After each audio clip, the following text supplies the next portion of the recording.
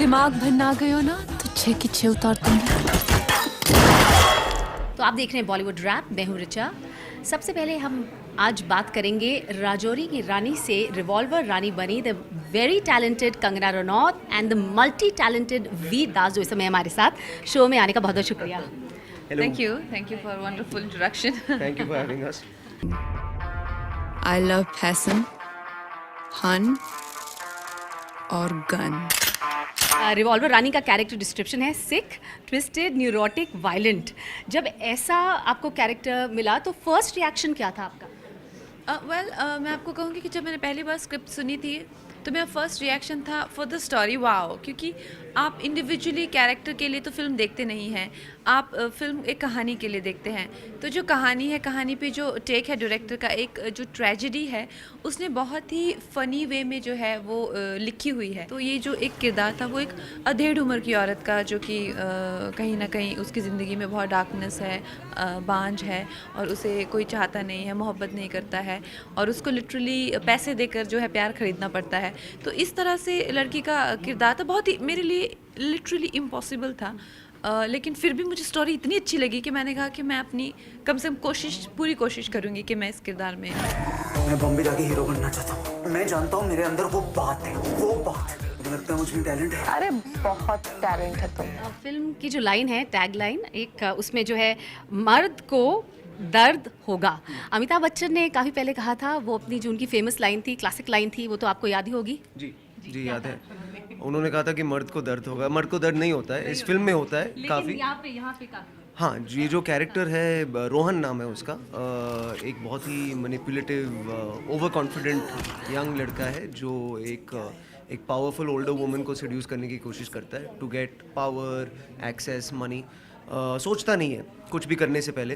तो आप यानी एंग्री यंग वुमन बन गई हैं after the angry young man. अब इसमें तो डेफिनेटली बहुत एंग्री हूँ मैं all the time. And what is the angriest dialogue इस फिल्म में जो आपका, जो वीर इन्होंने आपको कहा, the angriest words which we can use on television? Which you can use on television. She is very sweet to me in the film actually.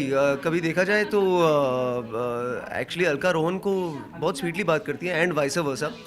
कभी कभी मार धाड़ होती है एंड वाइस वर्सा, लेकिन रियली मार धाड़, रियल मार हाँ, पिटाई होती है इनकी बहुत। आप उन्हें पीटते हैं जी। और फिल्म में पॉलिटिक्स का भी एक सॉर्ट ऑफ बहुत डिफरेंट टेक है। क्या टेक है बताओ फिल्म में? बिकॉज़ आई थिंक मेरा कैरेक्टर एक बहुत ही इंपॉर्टेंट लेसन सीखता है इस फिल्म में, जो आई थिंक रियल लाइफ में भी ट्रू है पॉलिटिक्स के लिए, कि कभी घुसना नहीं चाहिए उसमें। अभी ये मानती है पॉलिटिक्स में घुसना नहीं चाहिए? वेल, इस फिल्म में जो दिखाया गया है और जो आज हमारे पॉलिटिक जो सिनेरियो की असलियत है वो देख के तो एक तरह से इंसान डर जाता है। जिस तरह से एक सर्कस हो रहा है इस चीज़ में, अलका गुजर बहुत ही करप्ट पॉलिटिशियन है, उसके जो ऑपोजिशन में है वो उससे भी ज़्यादा करप्ट है।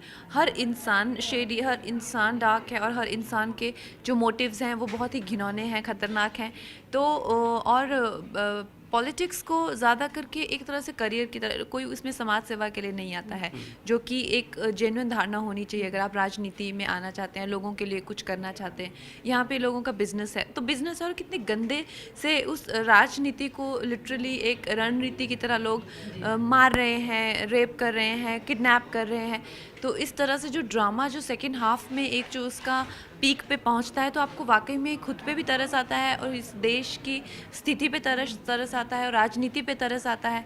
इंसान को सिर्फ तरस ही आता है, and that is the idea of a tragedy, to evoke pity in everyone. हमारे कपड़ा इटली से आते हैं, कैसे लग रहे हैं हम? मैडम आपको चलना होगा। रुक जा, 3 स्टार।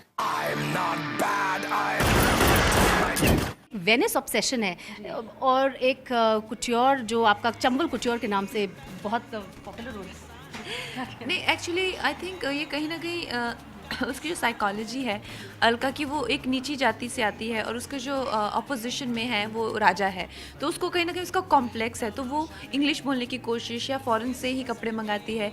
पीडब्ल्यूडी के अधिकारियों के साथ एक और वेनिस गई थी, तो वहाँ का देख के कि अब भानु प्रताप को क्या पता होगा कि किसको तो एक तरह से वो उसका it has some sort of explanation in the film, जो कि अच्छा है, क्योंकि कोई भी इस फिल्म में जबकि कॉमेडी है, फ़नी है, बट एक निराधार नहीं है कुछ भी, सब हर चीज़ों का बहुत ही अच्छे से एक्सप्लेन किया गया है। तो उसमें आप चुनाव भी लड़ती हैं क्या? जी। अगर चुनाव लड़ती है तो एक आपका मैनिफेस्टो क्या है इस फिल्म में?